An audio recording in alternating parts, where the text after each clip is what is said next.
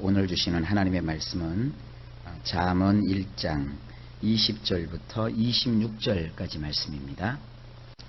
할렐루야. 오늘은 잠언 1장 20절부터 시작이 되겠습니다. 자, 20절 말씀을 제가 읽습니다. 지혜가 길거리에서 부르며 광장에서 소리를 높이며. 20절 말씀 우리가 시브리어 원문으로 좀 보면 이렇습니다. 지혜란 것은 길거리에서 크게 환호를 지르며 광장에서 그 목소리를 내느니라. 지혜라는 것은 어떤 그 유명한 사람 또 훌륭한 선생님한테 가서 배울 수 있는 것이라고 생각을 하기 쉽습니다. 그런데 오늘 하나님의 말씀은 이렇게 말씀합니다. 지혜라고 하는 것은 길거리에서 크게 환호를 지르며, 길거리 어디 모퉁이에 어둡침침한 곳에 숨어 있는 것이 아니라 그 길거리에서 그것도 큰 소리로 소리만 지르는 것이 아니라 환호를 지른다 그랬습니다. 환호라고 하는 것은요, 누가 봐도 다 알 수 있는 거예요. 좋아서 막 소리치는 거예요. 막 떠들어대는 거예요. 이게 환호입니다. 지혜는 바로 거리에서 사람들이 지나다니는 그곳에서 배운 사람, 못 배운 사람, 가진 사람, 못 가진 사람, 잘난 사람, 못난 사람, 성공한 사람, 실패한 사람, 가릴 것 없이 사람들이 지나는 그 길거리에서 그것도 아주 큰 소리로 환호를 지르고 있습니다. 그리고 광장에서 그 목소리를 내느니라. 우리나라는 사실 광장이 있기는 있지만 광장 문화가 별로 없습니다. 하다못해 여의도 광장도 없애버렸죠. 지금 뭐 서울 광장도 다 폐쇄해버렸죠. 그나마 저쪽에 청계천 입구에 지금 뭐 광화문 광장을 만들어 놨다고 하는데 그것도 광장은 아니죠. 뭐 오밀조밀한 조형물들을 만들어 놓고 사람들이 거기서 휴식을 취할 수는 있지만 광장은 아닙니다. 그러나 이 민주주의가 발달한 서양에는 이 광장 문화가 있어요. 이스라엘 백성들에게도 이 광장이라는 것이 있었습니다. 수문 앞 광장이 유명하죠. 그 광장에 사람들이 모여서 자기들이 하고 싶은 얘기들을 마음껏 할 수 있는 곳입니다. 그러니까 이 지혜라고 하는 것은 어떤 특정한 사람들만 알고 깨닫고 뭐 비밀이 이것은 천기누설이다, 그런 게 지혜가 아니에요.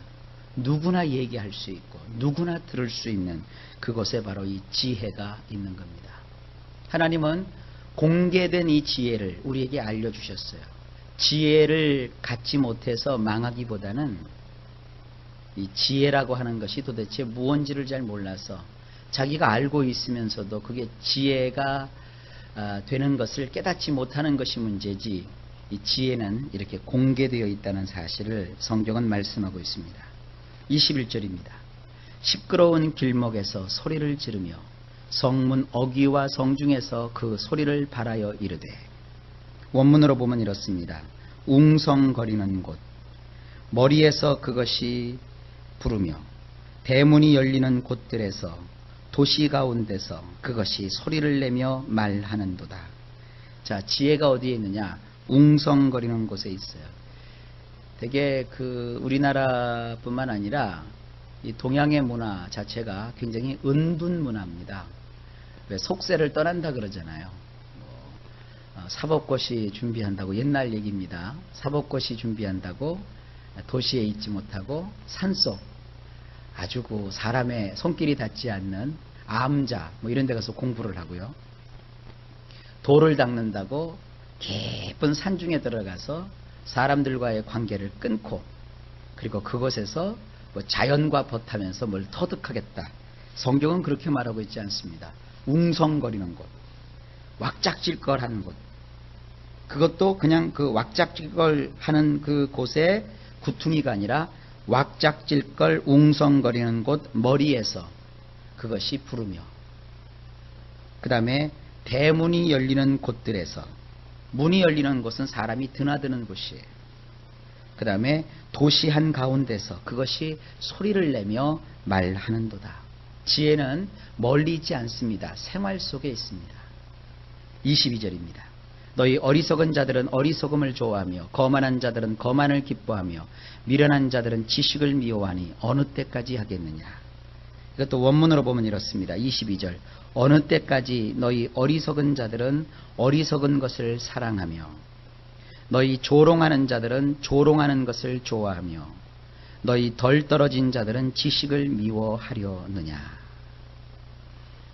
그렇게 웅성웅성거리고 왁작지껄하고 흔하게 볼 수 있는 그 지혜조차도 어리석은 사람에게는 닫혀 있는 거예요. 어리석은 사람은 어리석은 것을 어느 때까지 사랑할 것이며 또한 조롱하는 자들은 어느 때까지 그 조롱하는 것을 좋아하고 있을 것이며 덜 떨어진 자들은 어느 때까지 지식을 미워하고만 있을 것이냐. 그러니까 이게 뭡니까? 지혜로의 초청입니다. 지혜로의 초청. 이렇게 모든 사람들이 다 쉽게 알 수 있고 접할 수 있는 이 지혜를 너희가 어리석은 자가 되어서 보지 못하고 조롱하는 자가 되어서 담지 못하고 덜 떨어진 자가 되어서 무시하고 있으려느냐 이거예요. 거꾸로 얘기하면 이렇게 온 세상에 펼쳐놓은 하나님의 지혜를 얻고자 하지 않는 자는 어리석은 자이며 조롱하는 자이며 덜 떨어진 자라고 이 잠언에서 말하고 있습니다. 그러니까 얼른 가까이에 있는 지혜를 발견하라 이거예요. 지혜의 목소리를 들어라 이거예요. 이걸 듣지 않고 발견하지 않고 가지지 않으면 어떤 일이 벌어지느냐 이제부터 나옵니다. 23절입니다. 나의 책망을 듣고 돌이키라. 보라, 내가 나의 영을 너희에게 부어주며 내 말을 너희에게 보이리라. 예, 그렇죠. 20절 또 21절, 22절에 거치면서 지혜를 이렇게 가깝게 있는 지혜를 발견하지 못하고 듣지 못하고 가지지 못하는 자를 책망했다는 겁니다. 자, 이걸 원문으로 좀 보실까요? 23절에 이렇게 되어 있습니다. 내가 꾸짖을 때에 너희는 돌이키라. 보라, 내가 너희들에게 나의 신을 부어줄 것이라. 내가 나의 말들을 너희에게 알게 할 것이니라. 자, 여기서 지혜를 얻고자 하는 자의 마땅히 거쳐야 될 단계가 여기 있습니다. 첫째, 돌이키라. 그랬어요. 돌이키라. 이 돌이키라라는 것을 다른 말로는 돌아오라 이겁니다. 딴 데로 갔다가 돌아오라 이거예요. 멀리 떠났다가 다시 방향을 틀어서 돌아오라 이거예요. 딴 데에 지식이 있지 않고 지혜가 있지 않습니다.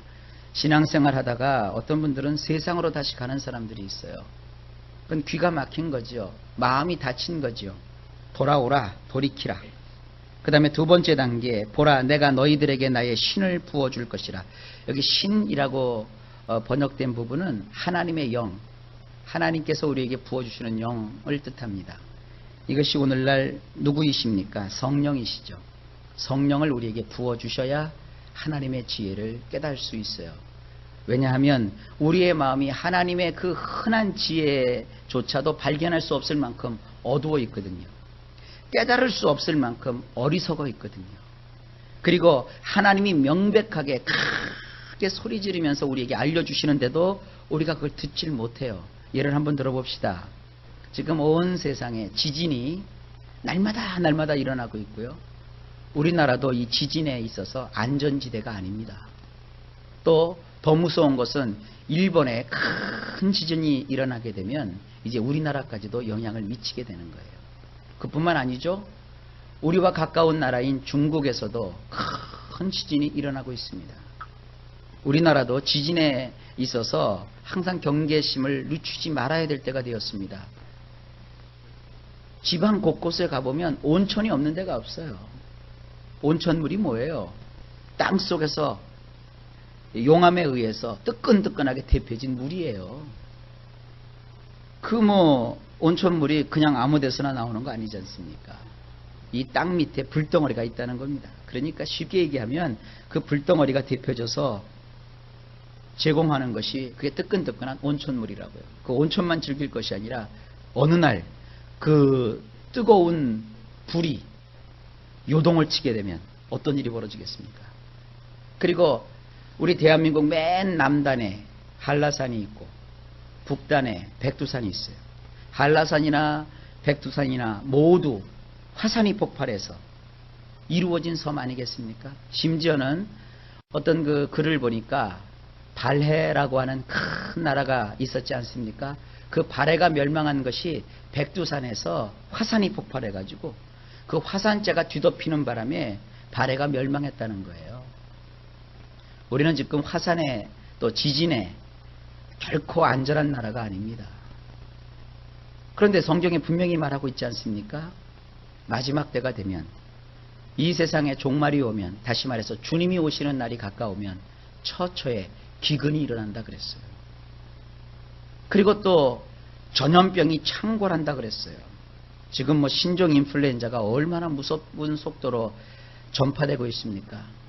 뭐 연일연야 여러분들이 텔레비를 보고 뉴스를 들어보면 마음에 두려움이 서서히 다가오고 있지 않습니까?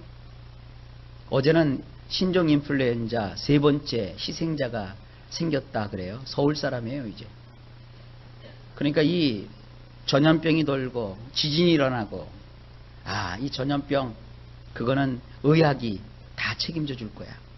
지진, 이것은 일기예보에서 일기를 예보해 주듯이 미리미리 그런 것을 예고할 것이고 얼마든지 피할 수 있을 것이고, 또 이와 같은 것들에게서 우리는 안전할 수 있을 거야. 그 누구 생각입니까? 스스로 생각입니다.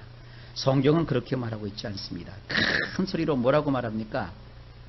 지진이 처처에 있을 것이고, 또 이러한 전염병이 도는 것을 보거든 그날이 가까운 것을 알아라. 그리고 이것을 깨닫고 살아가라 이거예요. 언제까지나 우리가 이 땅에서 아방궁 같은 도성을 짓고 그것에서 천년만년 사는 것이 아닙니다. 우리는 이 땅이 하나님의 뜻에 의해서 역사의 수레바퀴가 멈추고 하나님의 섭리에 의해서 주 예수 그리스도의 재림을 준비하고 예비하며 이렇게 그 방향으로 흘러가고 있다는 사실을 알고 있어야 됩니다.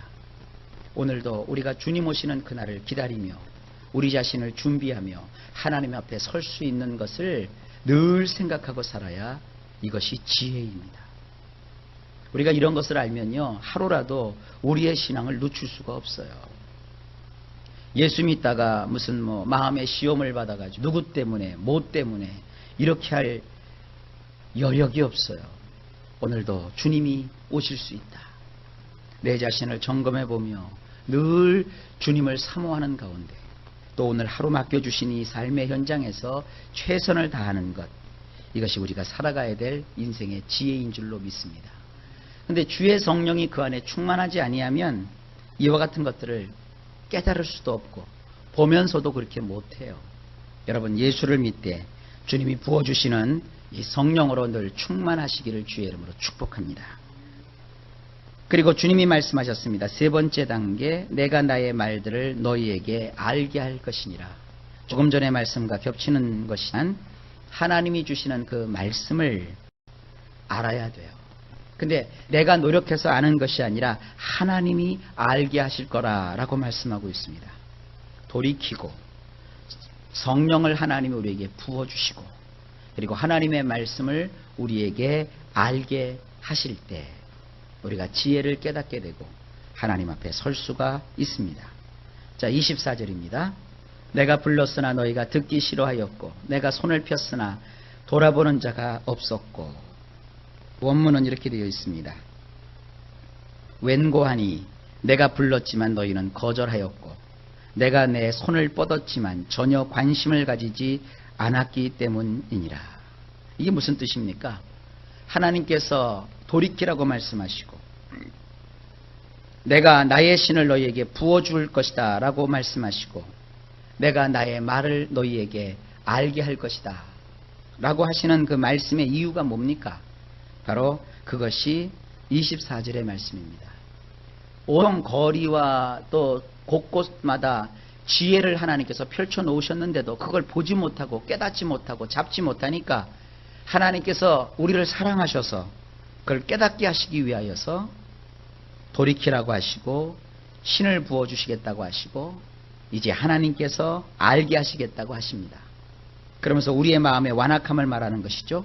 내가 너희에게 불러보았지만 너희는 그것을 거절했고 내가 손을 뻗었지만 전혀 관심을 가지지 않았기 때문에 내가 이제 너희에게 돌아오라고 말씀하고 있고 신을 부어주겠다고 말씀하고 있고 또 나의 말을 너희에게 주어 너희로 알게 하려는 것이다. 이런 뜻입니다. 자, 25절입니다.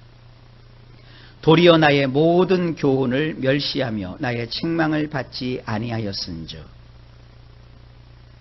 원문은 이렇습니다. 너희는 나의 모든 충고를 업신여겼고 나의 책망을 기꺼이 받아들이려 하지도 않는구나. 자, 하나님께서 불러도 그들은 거절했고 뻗쳐보셨어도 관심을 가지지 않았을 뿐만 아니라 하나님이 하시는 그 충고를 업신여기고 책망을 기꺼이 받아들이지 않았습니다.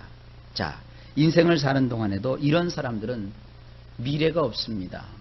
부모가 말하는데 듣지 않는 자식, 선생님이 가르치는데 받아들이지 않는 그런 학생, 또 인생의 선배들이 일러주어도 그것을 깨닫지 못하는 사람들, 지혜가 없는 것이죠. 인간의 말을 이렇게 거절하고 업신여기는 것도 문제가 있는데, 심지어는 하늘과 땅을 만드시고 세상의 모든 것을 그 뜻대로 주관하여 주시는 이 하나님의 이러한 그 베푸시는 말씀과 내미시는 손길과 인도하시는 것을 거부하면 그 인생은 소망이 없는 것이죠. 그렇게 하지 말라라는 것입니다. 그래서 어떤 일이 벌어지냐, 26절에 이렇게 기록하고 있습니다. 너희가 재앙을 만날 때 내가 웃을 것이며 너희에게 두려움이 임할 때 내가 비웃으리라. 원문은 이렇게 되어 있습니다. 나도 또한 너희가 불행을 당할 때 웃을 것이며 너희에게 두려움이 찾아들 때 나는 비웃을 것이니라. 자, 지혜를 멸시하고 지혜를 가지지 못한 사람에게 찾아오는 것은 불행입니다. 불행. 그리고 두 번째는 두려움이 찾아옵니다. 알지 못하니까요. 어떻게 할 줄을 모르고 우왕좌왕하게 되지요. 그런데 정작 지혜를 가지지 못하고 평상시에 하나님의 말씀하신 것을 거절했던 사람은 막상 불행을 당하면 하나님께서 그를 동정하시고 불쌍히 여기시는 것이 아니라 웃으신대요. 그리고 두려움이 그들에게 찾아와서 그들이 두려움 속에 벌벌 떨 때 오히려 하나님이 비웃을 것이래요. 이것은 이렇게 단정해서 말씀하시는 것이 아니라 이런 겁니다. 지혜를 너희가 만약에 가지지 않으면 이런 일이 벌어질 것이다.